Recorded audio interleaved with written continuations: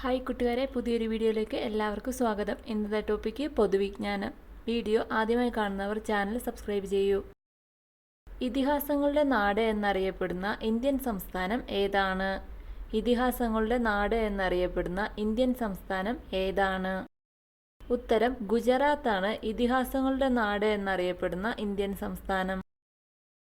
Zoological survey of ഇന്ത്യയുടെ ആദ്യ വനിതാ ഡയറക്ടറായി നിയമിതയായത് ആരാണ്? സുവോളജിക്കൽ സർവേ ഓഫ് ഇന്ത്യയുടെ ആദ്യ വനിതാ ഡയറക്ടറായി നിയമിതയായത് ആരാണ്?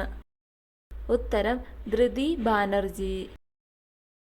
പാകിസ്ഥാനുമായി ഏറ്റവും കൂടുതൽ അതിർത്തി പങ്കിടുന്ന ഇന്ത്യൻ സംസ്ഥാനം ഏതാണ്? പാകിസ്ഥാനുമായി ഏറ്റവും കൂടുതൽ അതിർത്തി പങ്കിടുന്ന ഇന്ത്യൻ സംസ്ഥാനം ഏതാണ്? ഉത്തരം രാജസ്ഥാനാണ് പാകിസ്ഥാനുമായി ഏറ്റവും കൂടുതൽ അതിർത്തി പങ്കിടുന്ന ഇന്ത്യൻ സംസ്ഥാനം. ഏതു വർഷമാണ് ലോകാരോഗ്യ സംഘടന ആതുര സേവകരുടെ വർഷമായി ആചരിച്ചത്? ഏതു വർഷമാണ് ലോകാരോഗ്യ സംഘടന ആതുര സേവകരുടെ വർഷമായി ആചരിച്ചത്? ഉത്തരം 2020. ഇന്ത്യയിലെ ഏറ്റവും വലിയ വ്യാവസായിക ദുരന്തമായ ഭോപ്പാൽ ദുരന്തം നടന്നത് എന്നാണ്? ഇന്ത്യയിലെ ഏറ്റവും വലിയ വ്യാവസായിക ദുരന്തമായ ഭോപ്പാൽ ദുരന്തം നടന്നത് എന്നാണ്? ഉത്തരം 1984 ഡിസംബർ 2.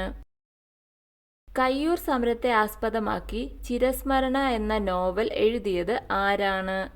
കയ്യൂർ സമരത്തെ ആസ്പദമാക്കി ചിരസ്മരണ എന്ന നോവൽ എഴുതിയത് ആരാണ്? ഉത്തരം നിരഞ്ജന എഴുതിയ നോവലാണ് ചിരസ്മരണ. ലോകത്തിലെ ഏറ്റവും പഴക്കമേറിയ ശാസ്ത്രീയ ആയോധന കല ഏതാണ്? ലോകത്തിലെ ഏറ്റവും പഴക്കമേറിയ ശാസ്ത്രീയ ആയോധന കല ഏതാണ്?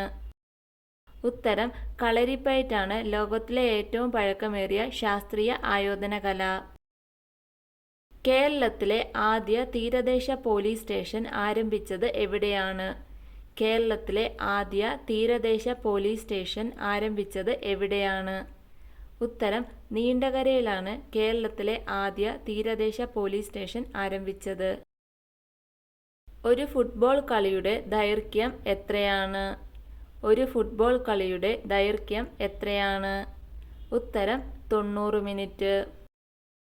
ഇന്ത്യയിൽ ഏത് സംസ്ഥാനത്താണ് ഏറ്റവും കൂടുതൽ ദേശീയ ഉദ്യാനങ്ങൾ ഉള്ളത്? ഇന്ത്യയിൽ ഏത് സംസ്ഥാനത്താണ് ഏറ്റവും കൂടുതൽ ദേശീയോദ്യാനങ്ങൾ ഉള്ളത്? ഉത്തരം മധ്യപ്രദേശ്.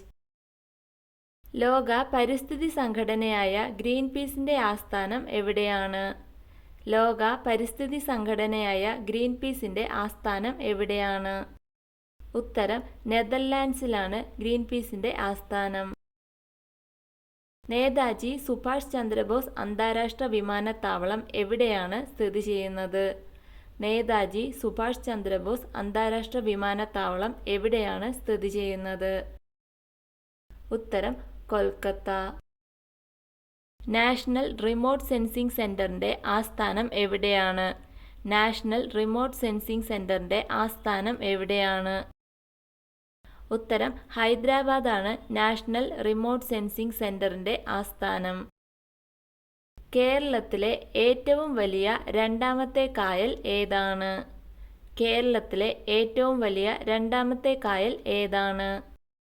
ഉത്തരം അഷ്ടമുടിക്കായലാണ് കേരളത്തിലെ ഏറ്റവും വലിയ രണ്ടാമത്തെ കായൽ. വിളക്കേന്തിയ വനിത എന്നറിയപ്പെടുന്നത് ആരാണ്? വിളക്കേന്തിയ വനിത എന്ന് അറിയപ്പെടുന്നത് ആരാണ്? ഉത്തരം ഫ്ലോറൻസ് നൈറ്റിംഗേൾ ആണ് വിളക്കേന്തിയ വനിത എന്ന് അറിയപ്പെടുന്നത്. ഫ്ലോറൻസ് നൈറ്റിംഗേൾ ആണ് വിളക്കേന്തിയ വനിത എന്ന് അറിയപ്പെടുന്നത്. ജൈവ വൈവിധ്യ രജിസ്റ്റർ പുറത്തിറക്കിയ കേരളത്തിലെ ആദ്യ ജില്ല ഏതാണ്? ജൈവ വൈവിധ്യ രജിസ്റ്റർ പുറത്തിറക്കിയ കേരളത്തിലെ ആദ്യ ജില്ല ഏതാണ്? ഉത്തരം വയനാട്. ഭരതനാട്യം ഏത് സംസ്ഥാനത്തിന്റെ നൃത്തരൂപമാണ്? ഭരതനാട്യം ഏത് സംസ്ഥാനത്തിന്റെ നൃത്തരൂപമാണ്? ഉത്തരം തമിഴ്നാടിന്റെ നൃത്തരൂപമാണ് ഭരതനാട്യം. ഗാന്ധിജിയെ മഹാത്മാ എന്ന് വിശേഷിപ്പിച്ചത് ആരാണ്? ഗാന്ധിജിയെ മഹാത്മാ എന്ന് വിശേഷിപ്പിച്ചത് ആരാണ്? ഉത്തരം രവീന്ദ്രനാഥ് ടാഗോറാണ് ഗാന്ധിജിയെ മഹാത്മാ എന്ന് വിശേഷിപ്പിച്ചത്. സ്ത്രീകളെ ക്ഷേത്ര പൂജാരിമാരായി നിയമിക്കാൻ അനുമതി നൽകിയത് ഏത് സംസ്ഥാനമാണ്? സ്ത്രീകളെ ക്ഷേത്ര പൂജാരിമാരായി നിയമിക്കാൻ അനുമതി നൽകിയത് ഏത് സംസ്ഥാനമാണ്? ഉത്തരം തമിഴ്നാടാണ് സ്ത്രീകളെ ക്ഷേത്ര പൂജാരിമാരായി നിയമിക്കാൻ അനുമതി നൽകിയത്.